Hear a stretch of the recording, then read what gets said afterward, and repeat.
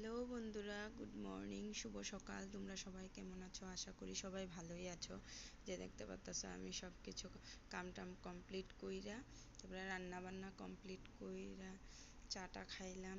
তারপর আবার মেয়ে খাওয়া দাওয়া কইরা স্কুলের লেগে বাইরে এলো, আর বাবাও খাওয়া দাওয়া কমপ্লিট করছে। খাওয়া দাওয়া কমপ্লিট করার পরে বাইরে একটু দেখতে গেছে। তারপরে যে দেখো আমার পাপা আজকে উঠেই নাই, আজকে 8টা 10 পর্যন্ত ঘুমাইতেই আছে।